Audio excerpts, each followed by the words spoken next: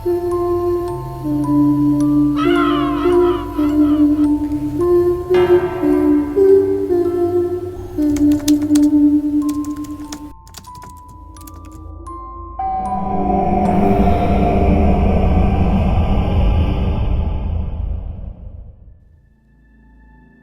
mapayapang pagbati sa inyo, Misteri, at sa lahat ng inyong tagapakinig. Gusto ko pong ibahagi ang aking kwentong kababalaghan. Ako nga pala si Sheila, dating supervisor sa isang bangko, ngunit ngayon ay isa ng businesswoman. Katuwang ko ang aking asawa na si Ruel. Ang kwento ko po ay naganap noong 2010 sa una kong trabaho bilang call center agent sa Ortigas. Doon ko rin nakilala ang naging matalik kong kaibigan na si Pearly. Si Pearly ay maganda, maputi at mahilig gumala. Madalas mag-isa siyang naglalakwatsa. Ang sabi niya, baka raw matagpuan niya ang kanyang the one. Isang araw, habang kami ay magkasabay na kumakain sa pantry, nagkaroon kami ng biroan tungkol dito. Nag-aaya na naman si TL ng night out daw after work sa Friday. Oo nga eh, pero nag-decline na ako kanina nung tinanong niya ako. Ikaw, Pearly, sasama ka ba? Naku, baka hindi na rin ako sumama. Tinanggap ko na sa sarili ko na hindi ko sa bar makikita yung dawan ko. Ano ka ba? Dawan pa rin ba yung iniisip mo? Bata ka pa naman, bakit ba nagmamadali ka? Anong bata? Hello, 28 na ako. Saka gusto ko nung may kasama akong mag-travel. Next year kasi plano ko nang mag-out of the country. Wow, sana all. Kaso hindi pa ako nakakaipon eh, buti ka pa. Teka, nakapunta ka na ba ng Ilocos? Ilocos? Hindi pa, bakit? Kung gusto mo, punta tayo doon pagkatapos ng shift sa Friday. Ay nako, hindi ko alam. Magpapaalam muna ako kay nanay. Ikaw ang bahala. Basta kapag okay ka na, i-text mo ako ah. Aaminin ko, Misteri. Kinilig ako sa idea ng gala. Isa kasi yun sa mga pinapangarap ko. Ang makapaglakbay sa iba't ibang bahagi ng Pilipinas. Pero kabado rin ako dahil hindi ko sigurado kung papayagan ako ni nanay. Pag-uwi ko ng gabing yun, nakita ko siyang kumakain at agad niya akong inaya. O anak, nandiyan ka na pala. Pasensya ka na ha. Hihintayin sana kita pero kailangan ko na kasing uminom ng gamot kaya nauna na akong kumain. Okay lang po, Nay. Salamat.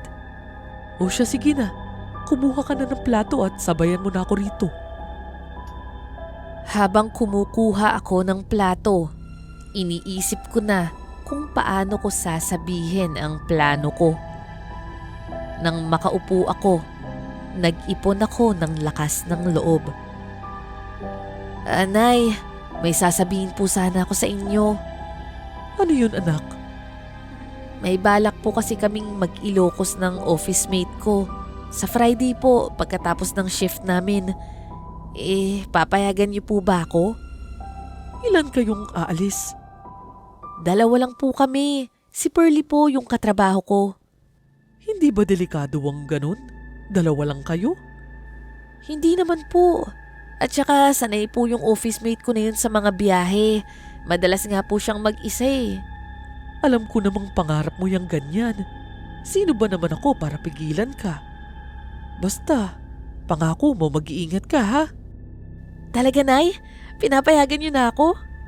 Oo naman. Basta huwag kang makakalimot magdasal at mag-ingat. At saka syempre, mag-text ka sa akin.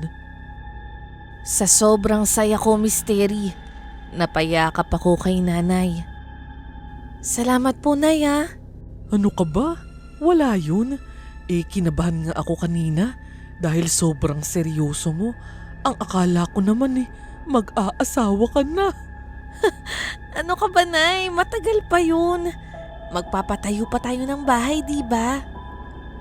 Agad nitong kinuha ang rosaryong nakasabit sa kanyang leeg. O eto, dalhin mo to para gabayan ka lagi kahit saan ka magpunta. Naku, Nay, bigay po yan sa inyo ni tatay. Huwag na po. Sige na, kunin mo na. Ibalik mo na lang sa akin kapag nakauwi ka na. May bendisyon yan mula sa Vatican. Hindi matatawaran ang saya ko sa pagpayag ni nanay. Kahit nasa tamang edad na ako, mahalaga pa rin sa akin ang kanyang pahintulot bilang tanda ng pagrespeto ko sa kanya. Kaya agad kong tinext si Pearly para sabihin na sasama ako sa kanya. Masaya rin siya na may kasama na siya sa wakas sa kanyang biyahe.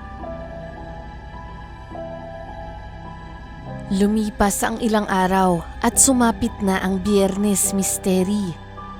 Kaya naman pagpasok ko sa opisina, dala ko na ang maliit kong backpack na may laman ng lahat ng kailangan ko para sa lakad namin ni Pearly. May mga office mates at pati na ang TL namin na nagyaya sa amin para sa bar night nila. Pero tumanggi na lang kami. Hindi rin naman nila alam ang plano namin, kaya gumawa na lang kami ng dahilan. Pagkatapos ng office hours, dumiretso muna kami sa isang fast food para kumain bago pumunta sa terminal ng bus sa Cubao. Sa kasamaang palad, napakaraming pasahero roon pero halos walang biyahe papuntang Ilocos. Grabe, ang daming tao dito. Lahat ba yan pa Ilocos? Hindi ko rin alam kung bakit ganyan kadami bigla. May balat ka ata sa puwet, Sheila? Hoy, grabe ka sa akin ha. Sige na nga, hindi na ako sasama. Ano ka ba? Hindi ka naman mabiro dyan. Pero maghintay-hintay na lang muna tayo. Sabi naman ng guard, may mga pabalik na rin daw na bus. At ayun nga, Misteri. Naghintay kami sa waiting area ng terminal. Yung mga minuto, naging oras. Halos mangawit na kami sa kakaupo at ilang beses na rin kaming bumili ng tubig at pagkain sa malapit na convenience store. Pero wala pa rin kaming nakitang dumarating na bus. Unti-unti na ring nababawasan ang dami ng tao. Marahil nag-uwian o naghanap na ng ibang masasakyan. Ano ba yan? Wala namang dumadating na bus. Pero halos nabawasan na yung mga pasahero, Pearly oh. Oo nga eh. Baka naman may biyahe sa kabilang terminal. Tara, mag-ikot tayo. Lumipat nga kami sa katabing mga terminal. Pero halos lahat, wala na ring dumarating na bus. Hanggang sa may isang lalaki na lumapit sa amin.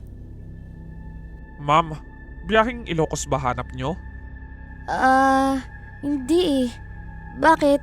Ano yung inaalok mo? Private van po, ma'am. Wala pong bus ngayon. Kaya kung gusto nyo lang naman ho, pwede ho sa amin. Sa totoo lang, Misteri, hindi ako pamilyar na may ganitong sistema sa mga terminal at maging si Pearly ay hindi rin alam ang tungkol rito. Manong, magkano po yung ganyan? Medyo mataas ng konti, ma'am. 100 ang dagdag sa presyo ng bus. Ano, gusto nyo po? Manong, anong biyahe po ba yan? May Baguio at Pangasinan. Saan po ba kayo? Ilocos po kami, Manong. Ganun ba? Sandali po, ma'am ha. Tatanungin ko lang yung driver. Saglit itong umalis at pumunta sa madilim na kalsada sa likod ng terminal. Kami naman ni Pearly ay nagkaroon ng pag-aalinlangan kung itutuloy ba namin ang alok niya. Matagal bago siya bumalik, Kaya halos aalis na kami nang tawagin niya kami. Ma'am! Ma'am! Sandali lang po, ma'am! O kuya, ang tagal mo kasi. Paalis na kami. Pasensya na, ma'am. Naghahanap pa kasi kami ng pwedeng makasabay nyo papuntang Ilocos. Ganon? Meron po ba kayong nahanap? Opo, dalawa rin. Ano, gusto nyo po? Nagkatinginan kami ni Pearlie. Sa huli, napag-isipan namin na wala na kaming choice. Kaysa maghintay pa kami ng mas matagal at mamuti ang mga mata namin sa kakahintay, pumayag na lang kami. Ano Pearlie, okay na ba sa'yo? Try natin? O sige, wala naman tayong choice. At saka, kung may kasabay naman tayong iba, siguro okay na rin. Sumunod kami sa lalaki. Akala namin ay malapit na ang van. Pero medyo may kalayuan pa pala at madilim pa ang mga kalsadang binaybay namin noon. Kuya, akala naman namin malapit na yung van. Medyo malayo lang, ma'am. Pasensya na. May mga nanguhuli kasi ng mga MMDA kapag nangongontrata kami ng pasahero. Ganun po ba? O sige, puntahan na lang natin. Pagdating namin sa isang kalsada, may nakita kaming isang malaking lalaki. Kinausap siya ng nag-aalok sa amin at nung makumpirma na niya, tinawag na kami. Paglapit namin, nagpakilala ito bilang driver at may-ari ng van. Iaabot na sana namin ang bayad, pero ang sabi niya ay mamaya na lamang daw kapag aalis na kami. Maghihintay pa raw kasi siya ng ilang pasahero. Sinabihan kami na pumasok na sa van para makapagpahinga. Pagbukas ng pinto, nakita namin ang dalawang pasahero sa unang seat sa likod ng driver. Sa itsura nila, pare silang magjowa. Isang boses naman ng babae ang sumalubong sa amin. Hello sa inyo. Ay, hello po. Passenger din po kayo? Hindi. Asawa ko yung may-ari nitong van. Sige, pwede na kayong magpahinga dyan. Baka kahit 2 pasahero na lang, aalis na tayo. Ay, salamat naman. Oh, narinig mo yun, Sheila ha? Malapit na tayong umalis sa wakas. Oo nga eh. Akala ko talaga mauudlot pa tong lakad natin. Doon kami pumuesto ni Pearlie sa bandang likod ng van. Sa tagal ng paghihintay namin, inabot na kami ng madaling araw. Nakaramdam kami ng ginhawa sa pagkakasandal namin sa bus. Kulang 1 oras pa ang lumipas bago bumalik ang driver. Wala na raw siyang makuhang pasahero, kaya mabuti pang umalis na daw kami.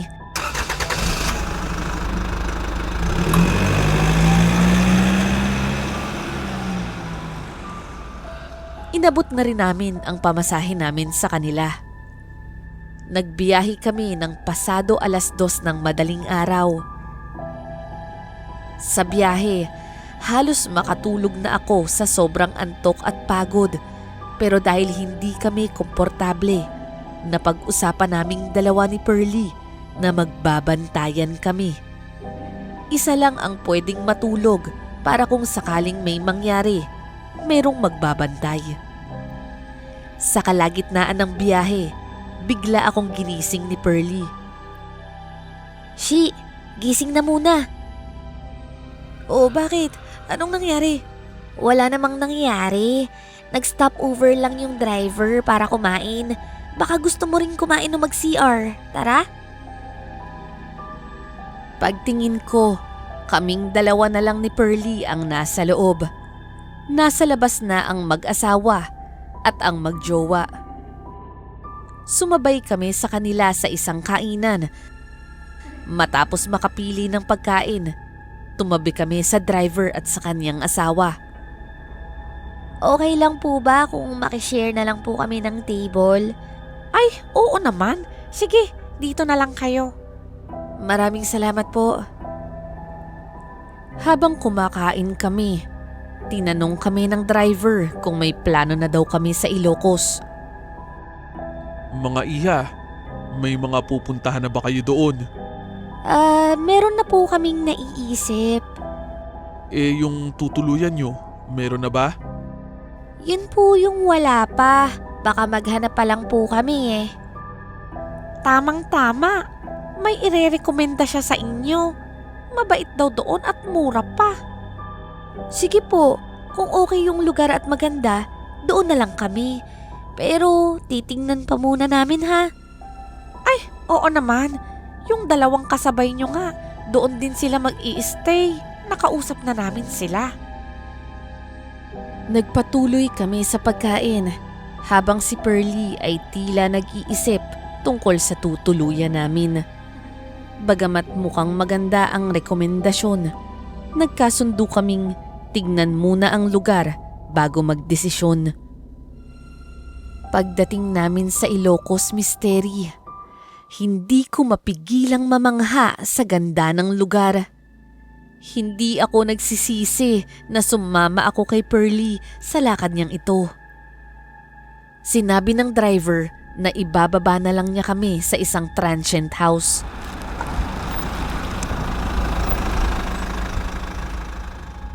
Bumaba na rin kami kasama ang driver upang kausapin ang may-ari at makita na rin ang paligid.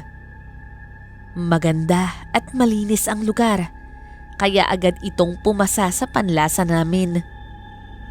Ngunit napakamot ulo ang driver nang sabihin niya sa amin na hindi na raw ang dating may-ari ang namamahala sa bahay.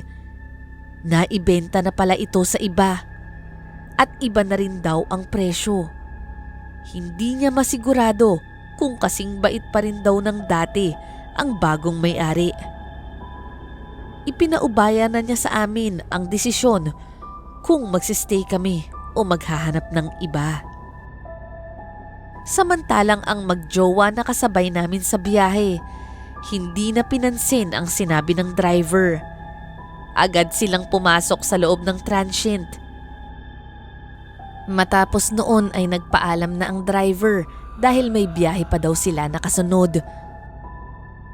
Nang makaalis na sila, nag-decide na rin kaming mag-avail ng kwarto sa transient na yon. Halos magkatabi lang ang kwarto namin ni Pearlie at ng magjowa. Malaki ang kwarto namin at may 2 kama, kaya tig-isa kaming 2. Pagkatapos naming ilapag ang mga gamit namin, agad kaming nakatulog dahil sa pagod. Nagising kami pasado 5:00 na ng hapon. Pareho kaming nakaramdam ng gutom, kaya napagkasunduan naming sa labas na lamang kumain.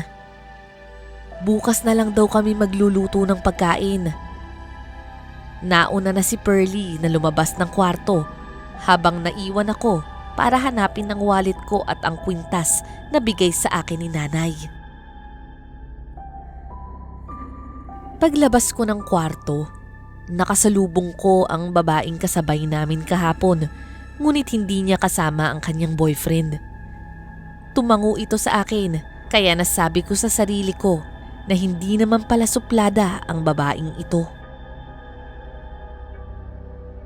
Pagbaba ko sa hagdanan, inabutan kong kakatapos lang makipag-usap ni Pearlie sa katiwala ng transient. Shi, marami naman palang kainan dito, lalo na daw kapag gabi. O talaga? Tara, doon na lang tayo gumala.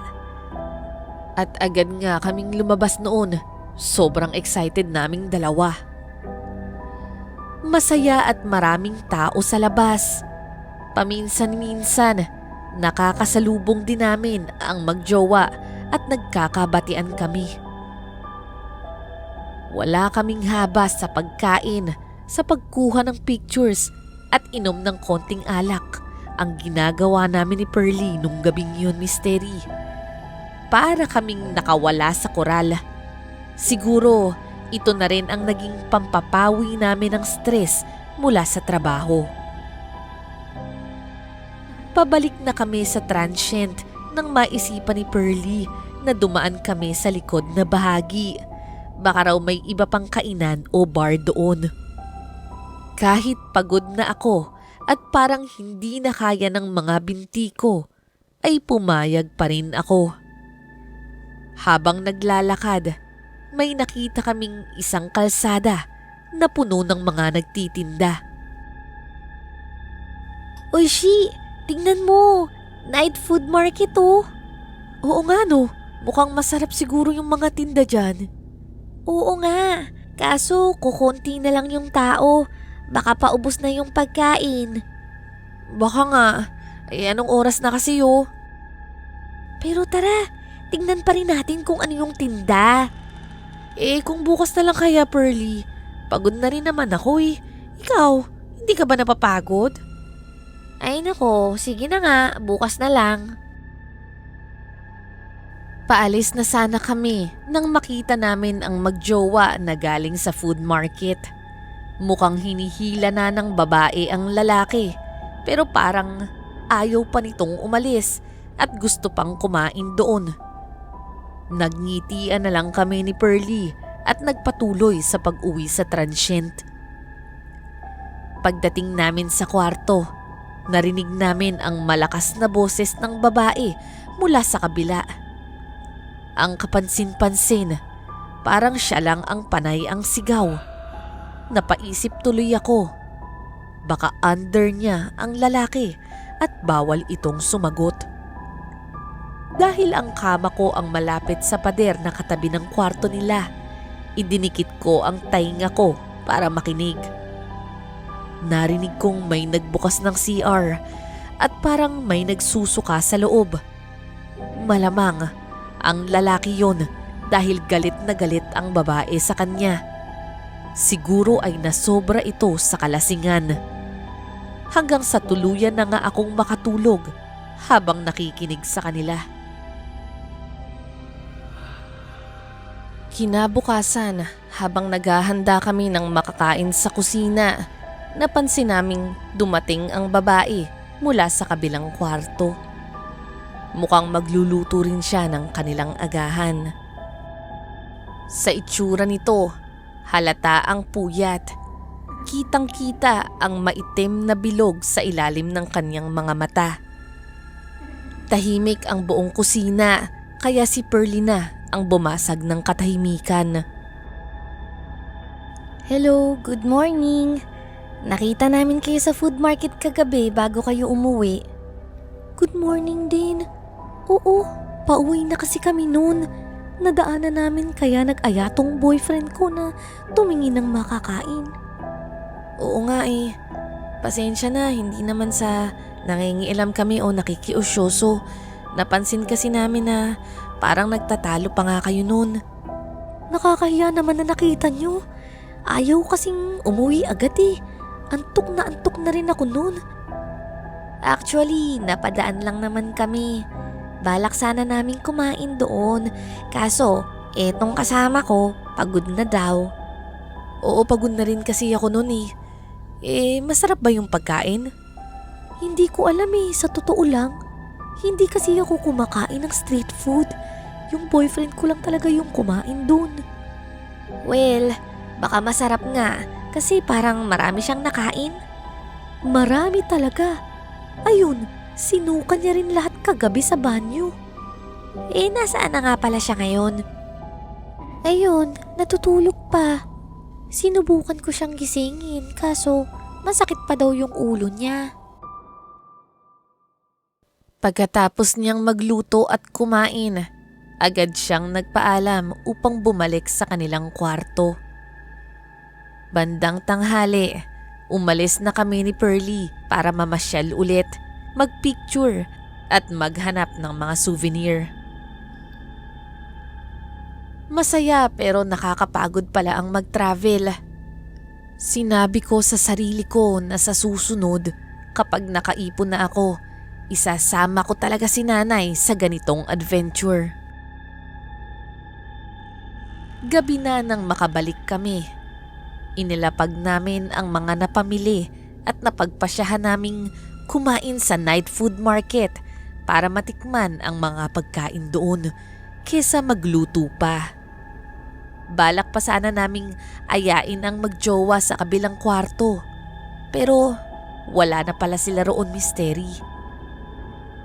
Pagdating sa food market, napansin namin na halos lahat ng tao ay nakatingin sa amin. Ang mga parokyano nila, abala sa pagkain, parang wala nang pakialam sa paligid. Yung mga tindero at tindera naman, panay ang aya sa amin na tikman ang kanilang mga paninda. Pero Mystery, hindi ko mawari ang itsura ng mga pagkain doon. May mga bituka, dugo at puso na parang hindi maayos ang pagkaka-prepare. Napansin ko rin yung boyfriend ng babae, abala sa pagkain. Hinanap ko rin sa paligid ang girlfriend niya, pero wala ito rito. Marahil ay naghiwalay muna sila dahil nabanggit sa amin ng babae na hindi nga pala ito kumakain ng street food. Habang iniisip ko kung ano ang kakainin ko, napansin kong wala na pala si Pearly sa tabi ko. Nakita ko siya sa isang stall, abala sa pagkain ng iniihaw na order niya. Nilapitan ko siya pero parang wala siyang pakialam sa akin. Lantak lang siya ng lantak hanggang sa may lumapit sa aking tindera. Tikman mo na rin, miss. Yung kasama mo, sarap na sarap. Hindi na po. Busog pa naman ako. Napatitig ako kay Pearly. Parang hindi na siya ang kaibigan kong kilala ko. Ang mga mata niya, parang may kakaibang kinang na tila isang hayop na handang umatake. Hinahawakan ko siya sa braso at kinuha ang hawak niyang stick ng inihaw. Bigla siyang tumingin sa akin. Nanlilisik ang mga mata. Galit siyang binawi ang pagkain. Pearly, ano bang nangyayari sa'yo? Umuwi na tayo. Pero parang wala siyang naririnig. Hinila ko siya kahit nanlalaban siya. Biglang lumapit ang mga tindero at tindera. Huwag mong pilitin. Kung gusto niyang kumain, umalis ka na lang. Oo nga. Pakialamero ka masyado. Hindi ko sila pinansin. Pilit kong hinila si Pearly papalayo. Yung isang tindera, sinugod ako at hinawakan ang damit ko sa may leeg. Parang akma akong sasakalin. Pero bigla siyang napabitaw at umatras. Naglakad kami palayo habang sinusundan nila kami ng tingin. Naalala ko ang eksena sa magjowang nakita namin kagabi. Pagdating namin sa kwarto, hindi ko makausap ng matino si Pearly. Tumayo siya bigla, pumunta sa banyo at doon nagsuka. Napahinto ako sa nakita dahil kulay itim ang isinuka niya, Mystery. Parang putik. Ang amoy, sobrang baho na hindi ko talaga matagalan. Lumabas ako ng kwarto at nakita ko yung babae mula sa kabilang kwarto. Dala na niya ang kanyang gamit. Mukhang aalis na. Nakita ko yung boyfriend mo sa food market. Oo, hindi ko na talaga siya matagalan. Nakipaghiwalay na ako. Ano? Iiwan mo siya rito? Yun naman ang gusto niya eh. Bahala na siya. Mauna na ako sa'yo ah. Nagmamadali siyang umalis, Mystery, at naiwan akong nag-iisip. Kinabukasan na ang uwi namin ni Pearly, kaya kampante ako na mailalayo ko na siya sa mga kakaibang bagay na ito. Pero misteri, tanghali na nang magising ako kinabukasan at wala na si Pearlie sa kwarto. Hinanap ko siya kahit sa banyo o kusina pero hindi ko siya makita. Kinabukasan, nagmadali akong bumaba ng hagdan upang ipagtanong kay Manong Katiwala kung nakita niya ba si Pearlie. Agad naman itong sumagot. Sinabing nakita niya ito kaninang umaga, nagmamadali at tila gutom na gutom.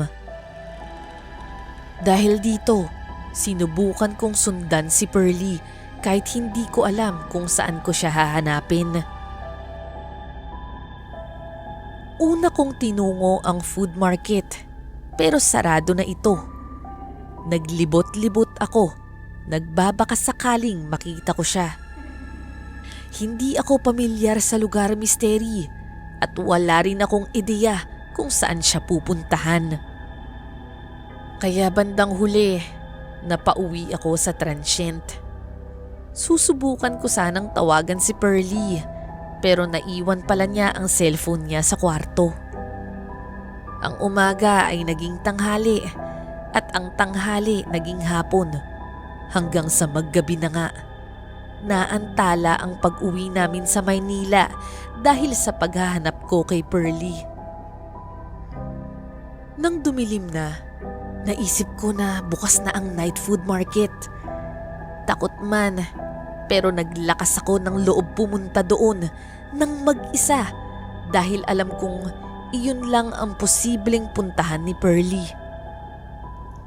At hindi nga ako nagkamali misteri. Nandun nga siya at katulad ng dati, walang humpay siyang kumakain ng kung ano-ano sa mga tindahan na yun.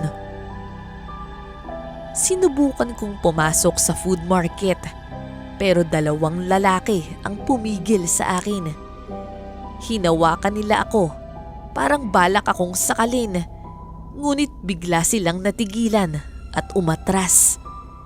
Nagtataka ako kung bakit parang laging napapahinto ang mga ito sa akin, lalo na kapag nakatingin sila sa bandang leeg at dibdib ko. At doon ko nga napagtanto misteri. Suot ko ang rosaryong bigay ni nanay. Doon ko na nga naintindihan ang lahat. Hindi tao ang mga nagtitinda roon. Bakit sila matatakot sa isang simpleng rosaryo kung tao lang sila? Lakas loob akong lumapit kay Pearlie at hinila ko ito. Bigla siyang nagwala. Halos masaktan ako sa lakas ng panlalaban niya. Hanggang sa biglang nagsilapitan ang ibang tindero at tindera. Ang mga tingin nila'y matatalim, parang mga hayop na handang umatake. Kinuha ko ang rosaryo sa aking leeg at itinutok ito sa kanila. Gaya ng inaasahan ko, lahat sila ay umatras, takot na takot. Kahit hirap ako sa lakas ng pagwawala ni Pearlie, tiniis ko yun para mailigtas ko siya. Kalmot, kagat, tulak, lahat ginawa niya sa akin. Pero hindi ko siya binitawan. Nang makalabas kami ng food market, may tumapik sa balikat ko. Paglingon ko, ang katiwala ng transient ang nandoon. Anong ginagawa niyo rito? Manong, tulungan mo kami. Halika, lumayo na tayo agad rito. Binuhat niya si Pearlie habang sinamahan niya kami pabalik sa transient. Pagdating sa bahay, gulong-gulo ang utak ng katiwala habang si Pearlie naman ay nagwawala at nagsusuka ng itim na likido na sobrang baho, parang bulok na putik o mas malala pa. Alam niyo po ba kung ano yung nangyari sa kaibigan ko? Nayanggaw ang kaibigan mo, ma'am. Ano? Ano po yun? At anong klaseng mga tao yung nandoon? Kapag nakakain ka ng pagkain ng mga aswang, nagkakaganyan ka. Nayayanggaw. So, ang ibig niyong sabihin, mga aswang yung nandun? Tama nga ako, dahil takot sila sa rosaryo ko eh. Buti nga, nakita ko kayo. Kung hindi, baka hindi nyo nailigtas yung kaibigan nyo. Pero, kung alam niyong hindi tao yung mga nandun, bakit hindi niyo man lang kami binalaan? Iyan po ang dahilan kung bakit binenta ng may-ari ang transient na ito. Dahil sa mga aswang na nagsulputan dito, hindi nila ginagalaw ang mga taga rito. Mga turista lang ang biktima nila. Ganun ba? Pero ano nang mangyayari kay Pearly ngayon? Magiging aswang na rin ba siya? Hindi ko alam, ma'am. Pero tatawagin ko yung tiyuhin kong albularyo. Baka sakaling magawa niya ng paraan to. Dumating ang albularyo makalipas ang ilang sandali. Sinimulan niyang gamutin si Pearly. Kung ano-anong orasyon ang binigkas niya at may mga halamang dahon at buto ng prutas ang pinakain niya kay Pearly. Nagpahid rin siya ng kakaibang langis dito. Ilang oras ang inabot ng orasyon. Hanggang sa wakas, kumalma na si Pearly. Ang mukha niya misteri, unti-unti nang bumalik sa dati. Mabuti na lang at naagapan natin ang kaibigan mo, Iha. Salamat naman po kung ganun. Kung nagtagal pa siya ng isa pang gabi sa pagkain doon, hindi na natin siya maisasalba pa. Napaluha ako sa sinabi nito habang si Pearly mahimbing na natutulog. Nagtanong pa ako tungkol sa iba pang nayayanggaw. Yung lalaking umuupa sa kabilang kwarto namin, nandun siya sa food market. Maililigtas pa kaya natin siya?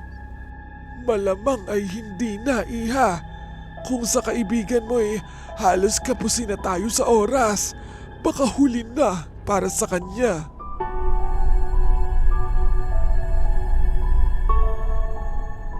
Kinabukasan, paggising ni Pearly, ikinuwento ko ang lahat. Sa una, hindi siya naniniwala. Tumatawa pa nga ito hanggang sa makita niya ang mga kalmot at kagat niya sa aking braso. Noon lamang siya natahimik at naniwala. Noong araw ring yun, nagpaalam kami sa katiwala at agad na bumalik sa Maynila. Ang karanasang iyon ay hinding-hindi namin malilimutan. Pagkaraan ng ilang linggo, bumalik na talaga sa normal si Pearly. Naubos din niya ang gamot na ibinigay ng albularyo. Ilang taon makalipas matapos ang insidente at nagdesisyon siyang mangibang bansa kung saan sa wakas natagpuan na niya ang kanyang dawan at doon na talaga tuluyang nanirahan. Ako naman po ay nagpatuloy noon ng ilang taon pa sa BPO industry hanggang sa lumipat ako upang magtrabaho sa isang bangko. Nag-ipon ako noon at nagsimula na rin ng maliit na negosyo hanggang sa kahit papano ay lumaki na ito. Dito na rin ako nagsimulang bumuo ng pamilya kasama pa rin ang aking nanay. Hanggang dito na lamang po ang aking kwento misteri. Maraming salamat sa pagpili ng aking kwento at aabangan po namin ng aking asawa na mabasa nyo ito sa inyong channel.